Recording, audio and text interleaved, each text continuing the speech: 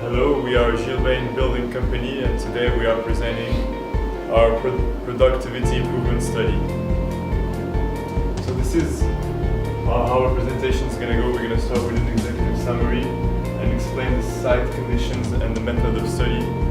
Then we're going to propose improvements with 3 different methods and explain the cost and productivity behind each one of these scenarios, and finally offer conclusions.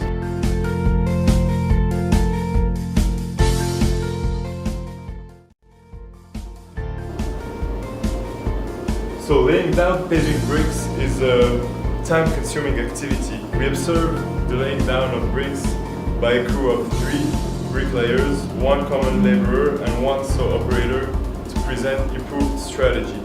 We used the crew balance to illustrate the sequential activities, and then we're going to use also a process chart to present the project's overall view of what activities need to be done. And finally, a flow diagram to present the entire crew and the dynamic relationships between the construction activities. Finally, we will present 3 different improvement scenarios and analyze them to find the most productive scenario that reduces the most unit cost. Today I'm going to talk about the site conditions. On our construction site, during the time of the construction cycle, the temperature was 59 Fahrenheit. The dew point temperature was 41 Fahrenheit and the visibility was 10 miles. The humidity was 74% and the wind was blowing at 8 miles per hour. Consequently, we can conclude that the weather conditions at Champaign on our site can be counted as favorable. Negative effect on the productivity of the crew due to weather conditions is not observed. Apart from that, encountering unexpected subsurface conditions while driving piles or excavating is another common occurrence in construction. Differing and harsh site conditions can cause delays in the project.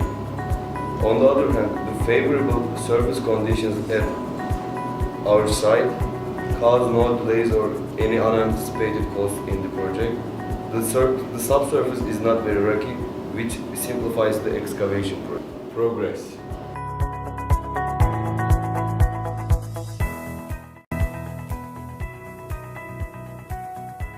The method of study, we will discuss the crew balance chart, process chart, and flow diagram. For the crew balance chart, it can help us to estimate the productivity and the cost, and it shows the cycle time, the schedules of the crew. For the process chart and flow diagram, which clearly help us to show the movement of labors and materials.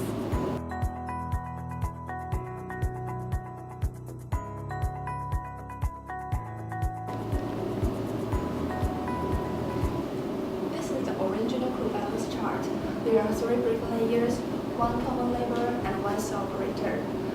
The bricklayer can do carry, spread, lay, and inspect in consequence. The laborer can only do transport, and the saw operator is in charge of cutting and measuring. The total cycle time is 15 minutes.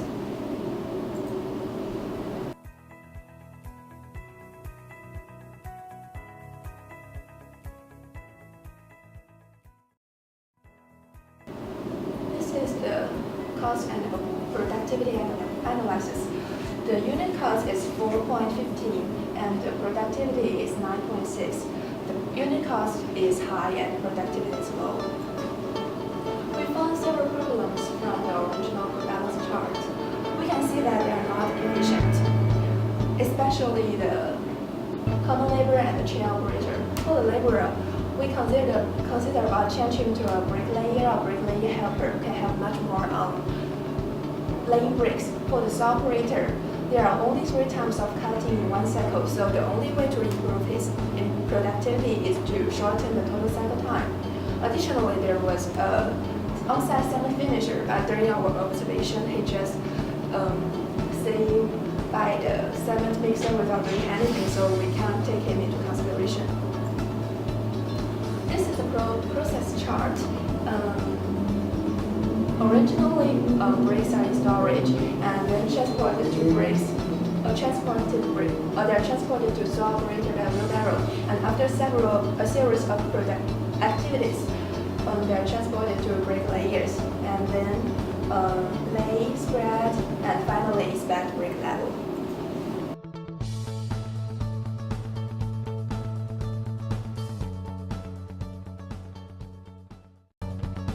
This is a flow diagram.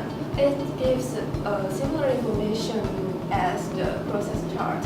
Originally, bricks in storage and transported to cutting table, and finally the wall. Yes. We have 7 assumptions. The first one, for simplification purpose, we assume that all bricklayers have the same productivity. The second one, bricklayer helper can do everything that bricklayer can do except inspection. Number 3, 12 bricks can be transported in one round transportation. Number 4, one cycle can make a whole row of brick wall. The fifth one, the equipment is rented per mass, including one chainsaw and one wheelbarrow. Number 6, every 3 bricks of 12 should be cut. The last one, if the inspection is efficient within 4 minutes after the bricks being laid.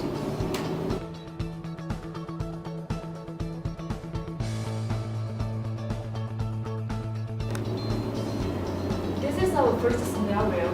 We use 2 bricklayers and 2 bricklayer helper and 1 saw operator.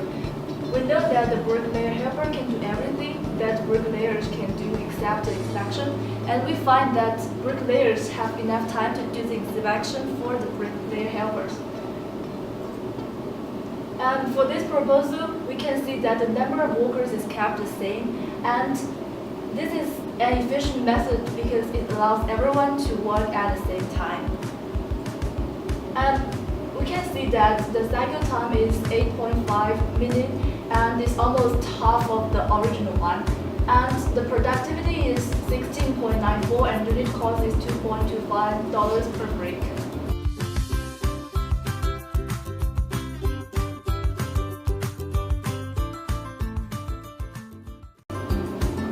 And this is our second proposal. We use 2 bricklayer and 1 bricklayer helper, and we don't have a common labor. The bricklayer helper do everything that bricklayers do except inspection, and he also does the transport. The cost of the bricklayer helper is cheaper than the bricklayer, and on the other hand, the transport can also be done by the bricklayer helper. We can see that the cycle time is 12.5 minutes and the productivity is 14.4 bricks per man per hour, and the unit cost is $2.65 per brick.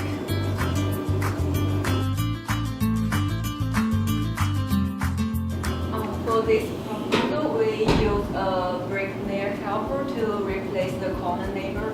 Bricklayer helper can do everything except inspection compared to the bricklayer. But the cost of the helper is less than the bricklayer. When a bricklayer helper can do the transportation by using the time that's saved by inspection, in the meantime, bricklayer can do the inspection work. The same work can be finished by saving 4 minutes. For this proposal, the unit cost is 2.35 and the productivity is 16.94. So the unit cost is reduced and the productivity is increasing. The proposal improvement is very important because if delay happens, it not only impacts ongoing activities but it also impacts the total project. Now when attempting to improve productivity of an activity, we have to be certain we don't impede another activity, especially one of the greater importance. They have 2 suggestions for the proposal problems. The first one is optimize brick storage location. As time passed, the work site of bricklaying grew, but the storage of bricks stayed out.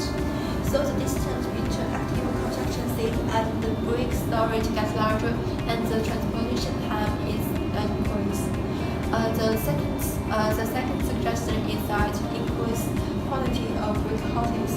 They would reduce downtime experienced by the crew as they wait for missing material, but require the worker to be more careful as the working space is well occupied.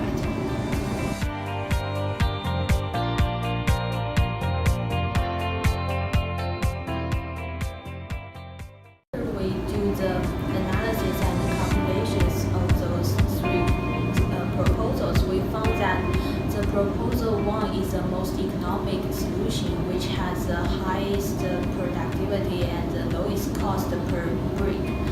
And for the optimize, we just replace one of the brick layer in the scenario 1 with the bricklayer helper. And we also rearrange the tasks to decrease the idle time and increase the productivity. And finally, we got that in the proposal 1, the productivity is nearly twice of the original one, and the cost is only half of that. Thanks for watching.